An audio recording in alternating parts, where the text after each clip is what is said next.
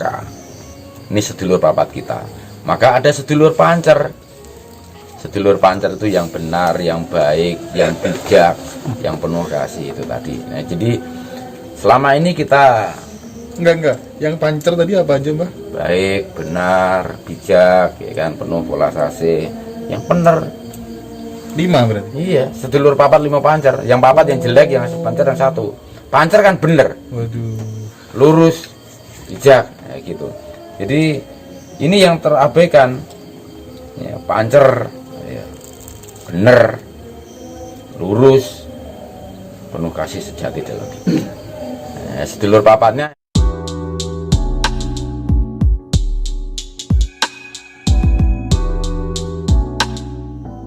suwelas, kasih sejati. Nah, kenapa kita harus menjalankan kasih sejati ini? Karena tujuan hidup manusia itu hanya ada 2. Ada 2. Pertama, sopo weruh sariraning pribadi sasat weruh pangerane. Siapa yang memahami dirinya pribadi ibarat dia memahami Tuhannya, melihat Tuhannya.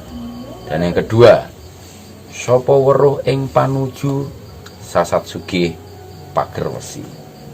Siapa yang memahami arah tujuan hidupnya, maka ia akan memiliki benteng yang sangat kuat di dalam kehidupannya. Nah, Yerusalem lama ini kan sebelum ada agama, diciptakan waktu Nabi Daud.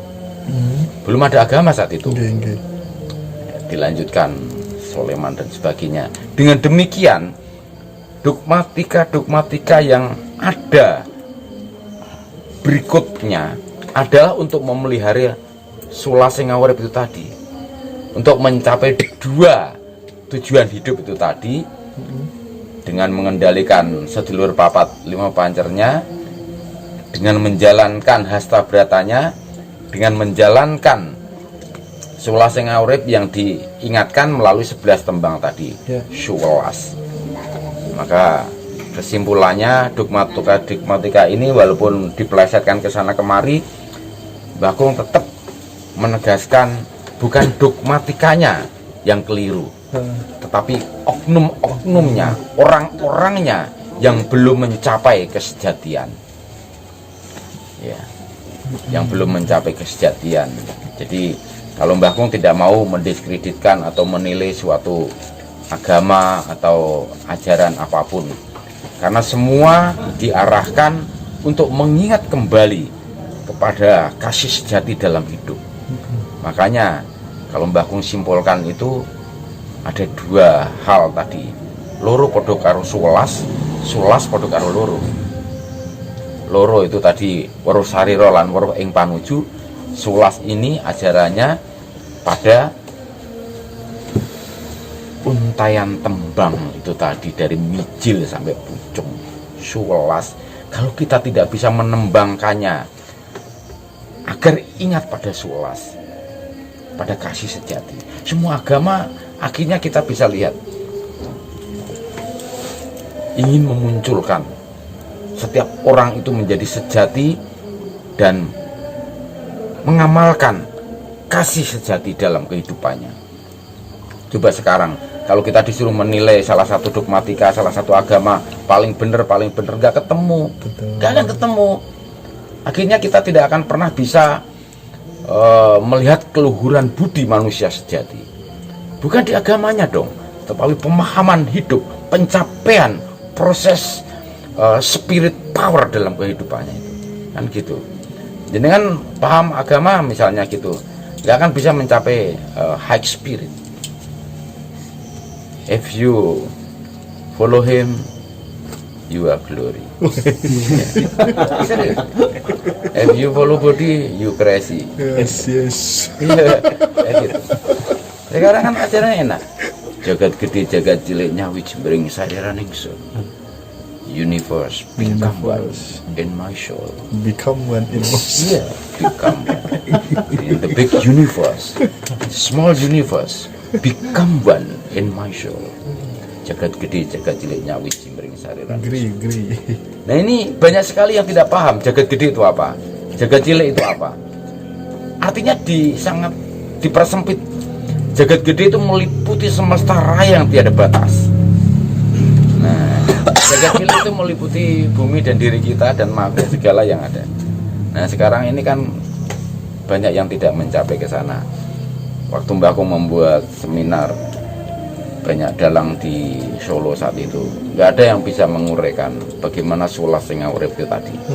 Loro padha karo sulas, sulas padha karo loro. Nopo lan pono. Nopo, bertanyalah. Bertanya pada siapa? Ya pada yang pono. Ya, nopo itu bertanya, pono itu weruh. Ya bertanya pada yang weruh. Kalau bertanya pada yang tidak weruh ya kesasar. Kan gitu. Betul.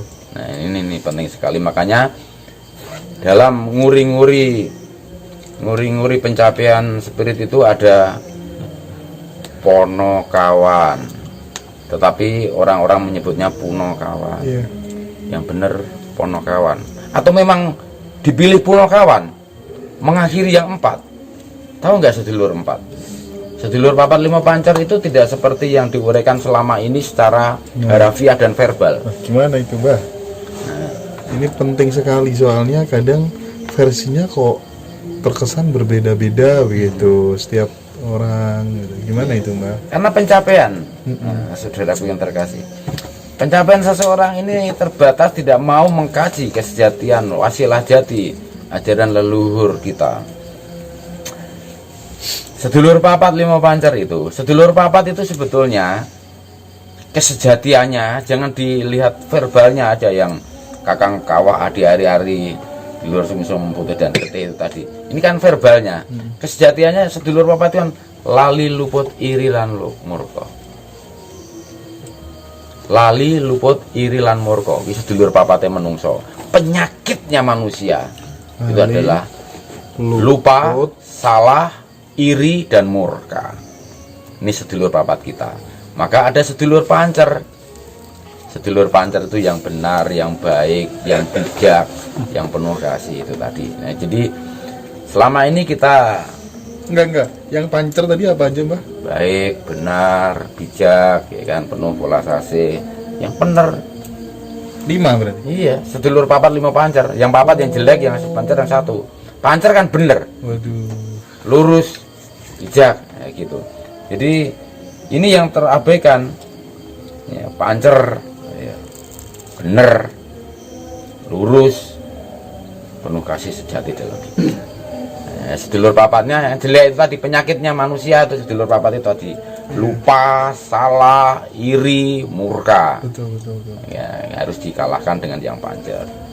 Makanya ada puno kawan, orang-orang menyebutnya. Tapi kalau menurut Mbah Kung, pono kawan. Weruh kang papat. Kalau kita weruh kang papat itu Allah, maka harus dipegang yang pancer. Nah, makanya sebetulnya sebutan puno kawan itu kurang pas menurut Mbah Kung.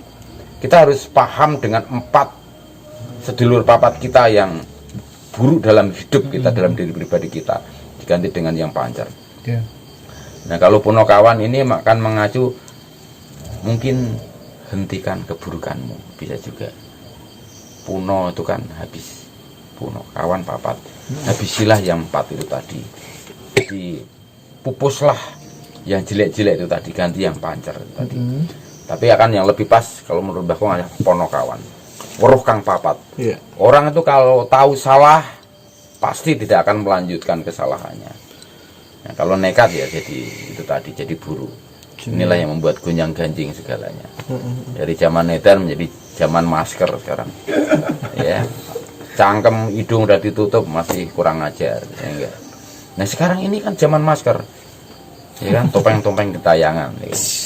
Kemunafikan merajalela. Yang benar ditindas, yang baik ditikam, yang benar dihancurkan supaya ikut jahat semua.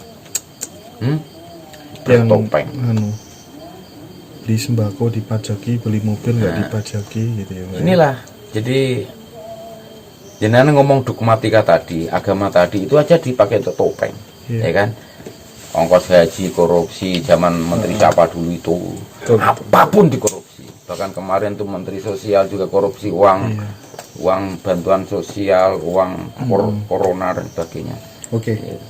Jadi gini Mbah, tadi sempat bicara tentang ponokawan atau orang umum menyebutnya sebagai punokawan, ya kan? Orang umum melihat itu adalah Semar, kemudian Gareng, Petro, Bagong, begitu Mbah.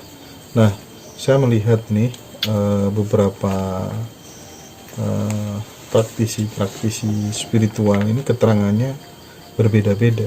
Saya ingin mendengar langsung dari Mbah Agung, kira-kira apakah yang saya sebutkan tadi, ada sosok Semar, Petro, Bagong, Gareng, itu hanya sebuah pelajaran nilai-nilai kehidupan dari leluhur-leluhur kita, gambaran watak manusia, ataukah memang bisa wujud manusia?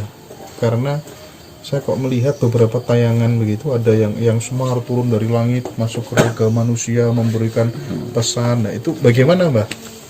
Biar nggak simpang siur Mbah. Nah, menyambung dengan ponokawan itu tadi yang diejawantahkan dengan perwujudan wayang. Wayang itu kan wadah ayang-ayang. Wadah ayang-ayang ini berhubungan dengan kaitannya sukma manusia, roh manusia. Ya sekarang kita dalam susastra Jawa itu kan selalu menggunakan anduporo, kiasan, ungkapan, bukan makna verbal. Semar itu sebetulnya jangan dipelesetkan terus semeleh neng kamar, ya kan? Ya kan? Mesem neng kamar. Nah, kita kembalikan, kalau kita guyonan mesem neng kamar, tunjukkan semeleh kanthi marem. Semeleh kanthi marem. Ilmu ikhlas, nah. Ilmu tulus. Itu Semar. Semeleh kanthi marem. Ilmunya ilmu ikhlas, tulus, lapang jiwa. Siapa yang lapang jiwa, dialah memiliki kekuatan hidup. Maka untuk mencapai tulus ikhlas, semeleh kanthi marem itu tadi, Semar punya anak Gareng. Orang dalang edan bilang Gareng itu sigar mereng, ya kan, jelek banget. Guyon saja, ya kan, boleh guyon, tapi tolong dijelaskan, Gareng itu bukan hanya sigar mereng, anggadai reng-rengan atau master plan, punya rencana hidup. Iya, rencana hidup, master plan. Tembangnya kan Mas Kumambang. Mas Kumambang, cita-cita mulia tadi itu. Jadi Gareng itu anggadai reng-rengan, master plan, rencana hidup yang matang, menjalankan manajemen kehidupan, mungkin ilmu manajemennya dengan SWOT matrix segala itu ya. Ada master plan yang akurat dan valid untuk meraih ke sana. Nah, Gareng ini memiliki adik Petro, diplesetkan lagi nih. Pepet turu. Ampun dah. ini Pak Juru Mangku ini juga tahu pepet turu, dia aja hobi juga. Jadi padahal sebetulnya jangan ke sana. Bolehlah diplesetkan dikit karena itu real of life. Real of life. Kita tidak akan lahir kalau nggak ada turu kan. Petro itu ya pepet rukun, ilmu persatuan. Kalau deket kita harus rukun. Ilmu persatuan sungguh memang benar begitu, ya kan? Jadi ilmu persatuan Petro itu, yen pepet harus rukun. Jangan berantem, jangan bertengkar, jangan berselisih, jangan rebutan balung, ya kan? Petro. Makanya kalau pepet harus rukun. Petro punya adik Bagong, diplesetkan lagi. Obai bokong. Ya, gimana coba? Nah, boleh diplesetkan boleh, tapi dijelaskan. Bagong kui sobo jagong. Sobo jagong. Kita harus silaturahmi kayak begini. Selalu sharing, tukar pikiran, saling berargumentasi yang baik, mengutarakan pemikiran-pemikiran yang sehat, pemikiran-pikiran yang positif. Mbah Kung selalu menekankan open mind, open heart, open feeling. Iya. How to do that? Bagaimana kita mencapainya? Ya kita harus menerapkan long breathing, pernapasan panjang yang kembang-kempis perut kita agar suplai oksigen penuh sampai ke neuron, sampai ke